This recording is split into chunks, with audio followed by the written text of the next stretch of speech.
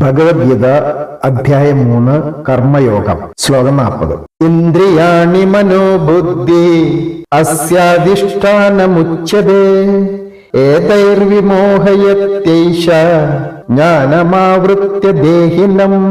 ജ്ഞാനേന്ദ്രിയങ്ങളും കർമ്മേന്ദ്രിയങ്ങളും മനസ്സും ബുദ്ധിയും കാമത്തിന്റെ ഇരിപ്പിടങ്ങളാകുന്നു.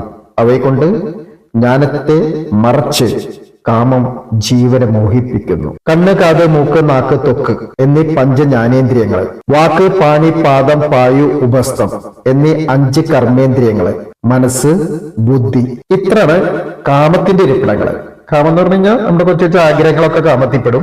സംസ്കൃതത്തിലെ കാമം എന്ന് പറയുമ്പോൾ ആഗ്രഹം എന്നർത്ഥം. അവയെ കൊണ്ട് ജ്ഞാനത്തെ മറച്ച് കാമം ജീവനെ മോഹിപ്പിക്കുന്നു. അപ്പോ നമ്മുടെ ഉള്ളിൽ തന്നെ ജ്ഞാനമുണ്ട്, ആത്മാവില് അത് അധിഷ്ഠിതമാണ്.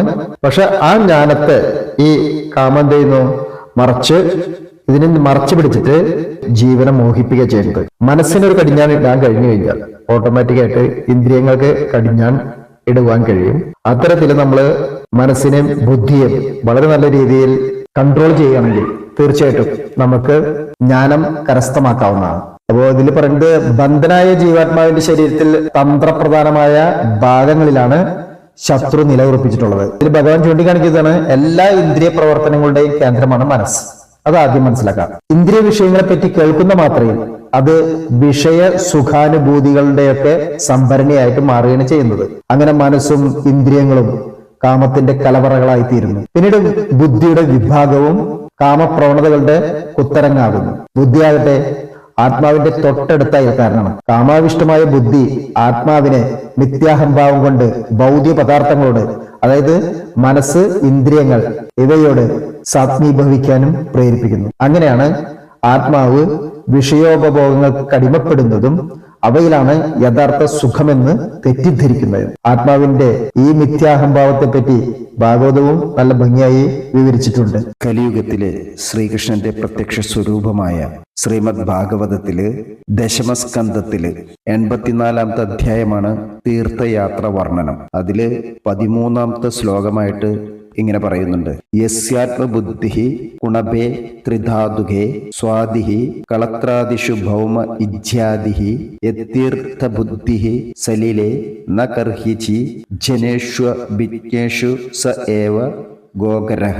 എന്റെ അർത്ഥം പറയുന്നത് ഇങ്ങനെയാണ്: യാതൊരാൾക്ക് ത്രിദോഷജന്യവും ശവതുല്യവുമായ ശരീരത്തിൽ ഞാൻ എന്ന ബുദ്ധിയും പത്നി മുതലായവരിൽ എന്റേതെന്ന ബുദ്ധിയും ശിലാദികളിൽ മാത്രം ഈശ്വരബുദ്ധിയും ജലത്തിൽ മാത്രം തീർത്ഥബുദ്ധിയും മഹാപുരുഷന്മാരിൽ ആ ബുദ്ധി ഇല്ലാതിരിക്കുകയും സംഭവിക്കുന്നു. അവൻ കേവലം കഴുതയാകുന്നു. അതായത് ധാതുത്രയ നിർമ്മിതമായ ദേഹത്തെ ആത്മാവായും കളത്രാദികളെ സ്വബന്ധുക്കളായും ജന്മഭൂമിയെ പൂജനീയമായും കരുതി അതീന്ദ്രിയജ്ഞാനികളെ, അതായത് ഗുരുക്കന്മാരെ കണ്ടുമുട്ടണമെന്ന ലക്ഷ്യമില്ലാതെ സ്നാനത്തിന് വേണ്ടി മാത്രം തീർത്ഥാടനം നടത്തുന്നവർ വെറും പശുവോ കഴുതയോ ആണ് എന്ന് ഭാഗവതത്തിൽ വിവരിക്കുന്നു. ഇതിൽ നാം മനസ്സിലാക്കേണ്ടത് മനസ്സിനെയും ബുദ്ധിയെയും ഇന്ദ്രിയങ്ങളെയും വേണ്ട രീതിയിൽ ഉപയോഗിച്ച് ഈശ്വരനിലേക്ക് എടുക്കുക, ഈശ്വരനെ അറിയുക, ഈശ്വരീയമായി തീരുക എന്നതാണ്.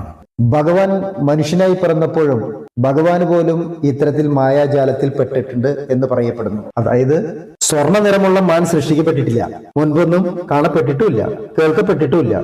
എന്നിട്ടും ശ്രീരാമദേവന് അതിനെ പിടിക്കുവാൻ മോഹമുണ്ടായി. ആപത്തുകാലത്ത് സാമാന്യ ബുദ്ധി കൂടി ഇല്ലാതാകുന്നു. നമസ്തേ.